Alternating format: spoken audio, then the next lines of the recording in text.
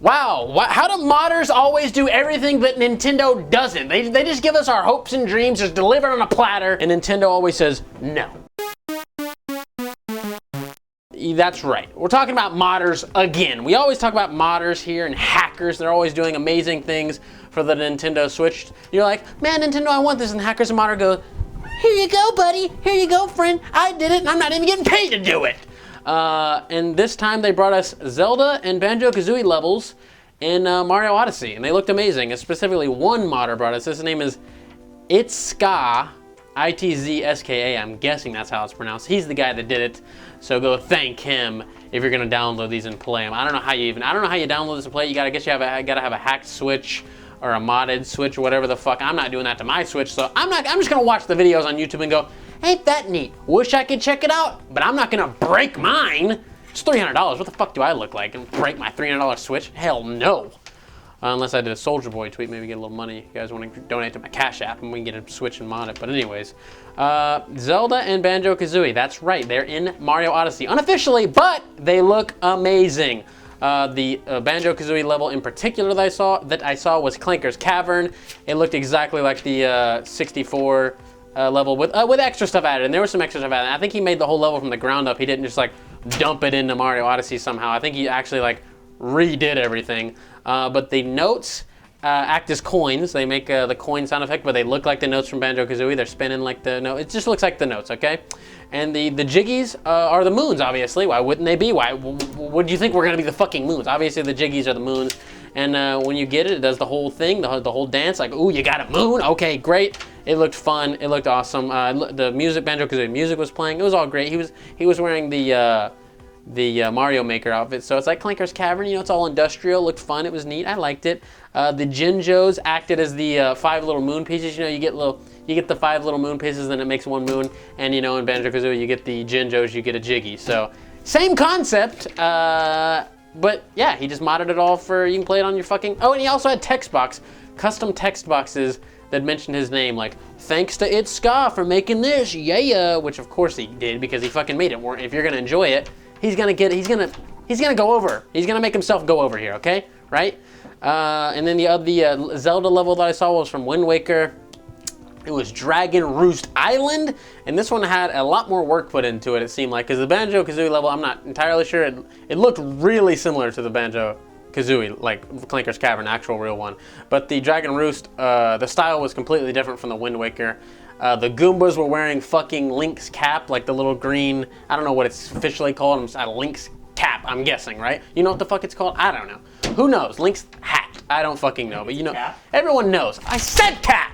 Yeah, but the Minish cap. Yeah, well, Minish cap, right, you're right. You know what, it's Link's cap. And the Goombas were wearing the cap, and it had physics and everything on it. The rupees were the coins, the whole 9. But in the Clanker's Cavern version, when you got a Jiggy, it still called it a moon. But in the Zelda one, when you got a Triforce, the moons were Triforces, which I'm like, okay, well, there's only one Triforce in the fucking game, right? You got to get the 3 pieces of the Triforce. Take it easy there, Itzska, with the overusage of Triforces here, but you get a Triforce. It could have been something else, maybe a heart container or something. I don't fucking know what it could have been, but I don't know. Anyways, you get a Triforce. It says you got a Triforce in the exact same font as you got a moon. I don't know how hard that is to do, but hey, he did it. He put the effort in and he did it.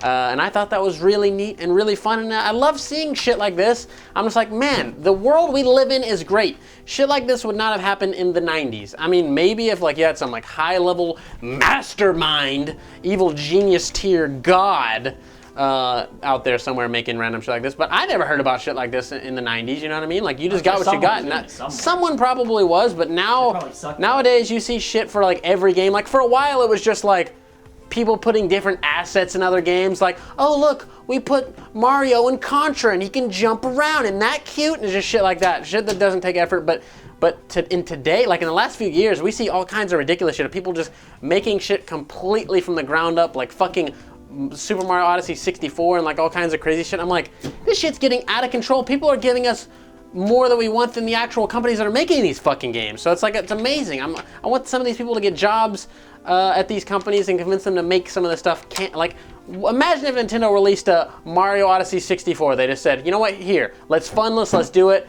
it would sell out the ass. It certainly would. They'd make a profit. They certainly would make a profit. They just don't want to do it. They're like, nope, that's in the past. We're not fucking with that. So we need people like this to make fun things like that before they get shut down from Nintendo. Nintendo is usually good about shutting down the fan stuff, but if they have something in the works that's kind of similar to it, like the another Metroid 2 remake that they shut down, they will shut it down. They haven't shut down like Mother 3 fan stuff or anything like that because they don't really give a fuck about Mother 3.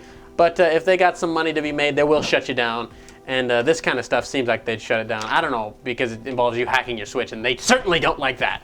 So we'll see how that goes, and hopefully we see some more amazing mods from the modding community. And god damn it, we salute you! Incredible work you're doing out there, fellas and feet and whoever else is doing it. I don't know. Random bit of non-gaming news. Ghostbusters 3 is fucking coming in summer 2020. I thought this was awesome. Dan Aykroyd said, you know what? We even got fucking Bill Murray. Can you believe that shit? And Bill Murray was like, I'm not doing Ghostbusters 3. Hell motherfucking no. But Dan Aykroyd said the script is just that damn good that they got Bill Murray involved. And he said, you know what? That all-female Ghostbusters, it was all right. You did your thing, but it could have been a lot better. Pretty much what he was saying. He's like, if they would have listened to me, it'd have been a lot better. That's like dead seriously what he said. So Ghostbusters 3 coming summer 2020. Danny boy, I'm looking forward to that, and I'm sure it's going to be amazing. If Bill Murray is accepting this, right? I mean, he was very adamant about hell no Ghostbusters 3. But hey, here we are. No Harold Ramis, though. No Harold Ramis. They're going to CG him in the movie! Just like Star Wars. Bandai Namco is making a new Dragon Ball Z action RPG, which I am super excited for. I've been wanting a new Dragon Ball Z RPG forever. We get the ones on the Switch like Dragon Ball Heroes and stuff. I haven't played those, sorry. But I played the GBA ones back in the day, which aren't that highly regarded, but I loved them. But they keep making Dragon Ball Z fighting games. I don't give a shit about a fighting game. I'm sorry, I know Dragon Ball FighterZ is like the greatest fighting game of all time. I know, I've heard all about it. Trust me, I just don't like fighting games. Too repetitive to me. And you're like, Shane, RPGs are repetitive? No! Stop it. The story and the worlds are amazing. So hopefully this will be really great. I'm assuming it's going to be on the Switch. I mean, we got Dragon Ball FighterZ. Why not? So they're probably going to bring out the Switch. I'm really excited to see what they got here. Hopefully it's not as wacky as Dragon Ball Heroes. I mean, I don't know how well received those games are, but they looked a little wacky to me. A lot of really outrageous stuff going on. But hey, we'll see. I want something more, more canon. Just give us the whole like Dragon Ball Z saga, but in like a fresh coat of paint. Make it nice, make it fun. That'd be great to me personally. I guess we'll see. And the working title for this was, this is what they said the working title was, not like a code name or anything. This was the working title. So a working title is like usually in the vein of what it actually is. You know, you get like Yoshi 2018 where it's like your working title. It's like, okay, Yoshi Switch, all right, great. The working title for this game was Dragon Ball Game Project Z. That was the working title. Dragon Ball Game Project Z. Better than your game. Well, if I had a fucking game, a Dragon Ball Z RPG, the working title certainly wouldn't be Dragon Ball Game Project Z. That's just a mess of fuck. That doesn't make any, like, it's like, what is this? Dragon Ball Game Project Z? I don't know. Soldier Game Project Z. It's on par with Soldier Game anything. So, working title aside, I'm excited to see what you got, Bandai Namco. Ooh, of course they make great games. They've been on a roll lately, so hopefully it's gonna be good. This is no surprise to anyone ever. Fortnite made the most annual revenue of any game in history last year. And this speaks volumes about microtransactions. Obviously, Fortnite is a free-to-play game. You can just play the game for free. You don't have to buy anything. You can just go do your thing, do your battle royale, win your games, whatever. You're gonna have the basic skin. I don't know what it's called. Just a basic skin where you don't have anything fancy.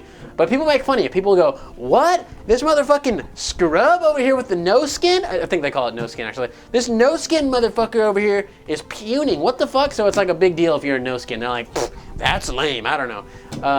So people got to buy their cool skin so you look sick in the game. You're like, look, I got the limited edition $50 Pune Scrub skin. So that's how Fortnite makes its money. It's purely off of microtransactions, season passes, etc., etc. And then you got games like Call of Duty over here who charge the full 60 from the get-go.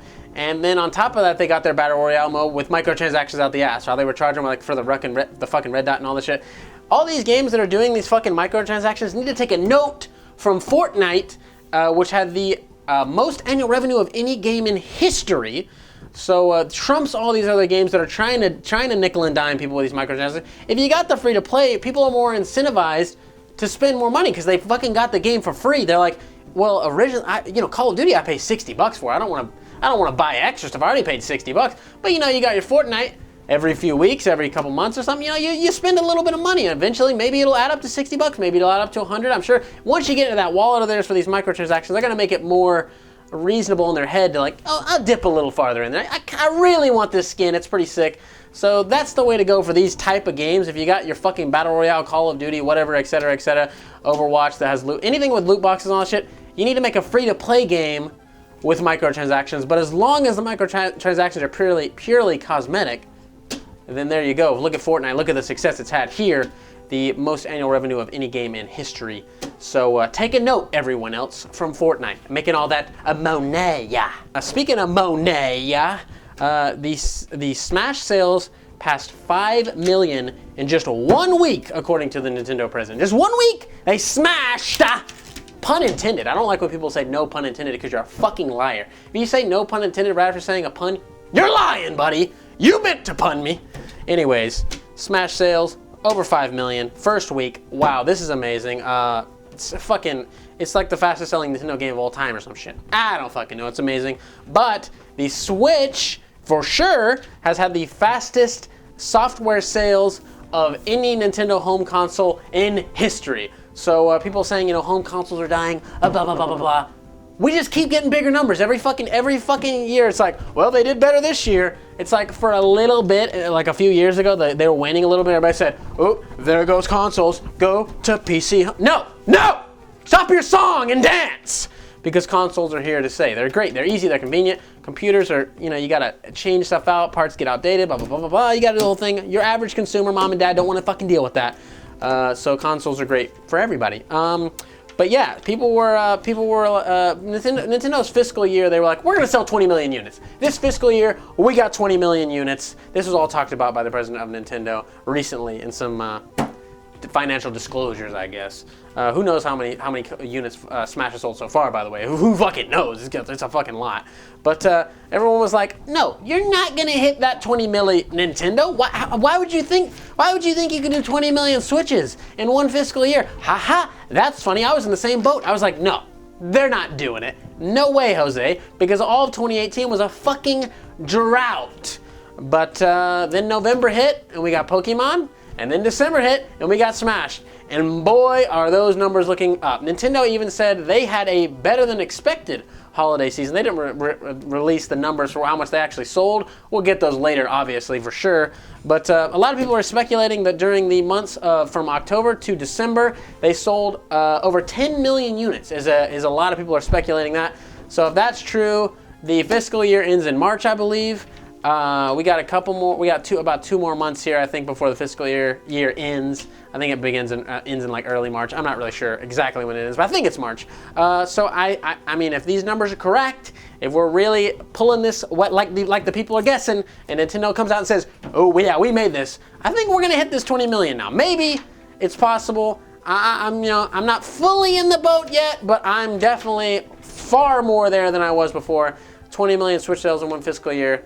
Definitely it's very, very likely, very possible outcome for Nintendo's year, I guess. You know what I mean? So that's great for the Switch. Switch is going to continue to grow. Hopefully this year we do get some revisions to the Switch that will help the sales number as well, because my dumbass is going to go buy a fucking another one, and so will Cameron. Everyone who's a diehard Nintendo fan will say, you know what? I gotta buy another one, because certainly we will. If you do a dedicated handheld Switch, which is going to throw games like Mario Party and Snipper Eclipse and shit like that out the fucking window, you're not gonna be able to play. If it's dedicated handheld with no detachable Joy-Con, then you just can't play those games. I don't know what's gonna be the deal there. Maybe they put updates in the game, but Snipper Eclipse definitely not. You just can't fucking do it. Mario Party you could. But yeah, that shit would get my ass so goddamn hard. A Switch Pro with enhanced capabilities, all this stuff would just get my happy ass walking right in the store and going, yes, here, take this money and give me your product. I'm a consumer and I will consume. So hopefully that does happen because I want to give my money. I want a more powerful Switch. I want a portable only Switch. These things sound great to me. I don't know what you think. Let me know in the comments below. But anyways, if you want to look like this tough ass motherfucker right here, hit up our merch store, FUgameCrue.BigCartel.com. We got mugs for sale. We have t-shirts. It was reasonably priced, great fast shipping, good quality, and we'll put you in our videos. If you send us a picture of you wearing our merch, all the people who have bought our merch, thank you so much. We love you to death. And all our current patrons, you are amazing. And if you want to support the channel but don't want to buy any merch, you can hit up our PayPal link for a direct, just one-time donation if you want to do that. Or you can donate monthly on Patreon for $1, as low as $1 a month, $12 a year, and it really does help with the channel a lot. We've bought a lot of stuff with the Patreon money. Thank you so much, everyone. And I'll see you guys later. So I want to say thank you to your loyalty. Thank you for your support. I like Mario.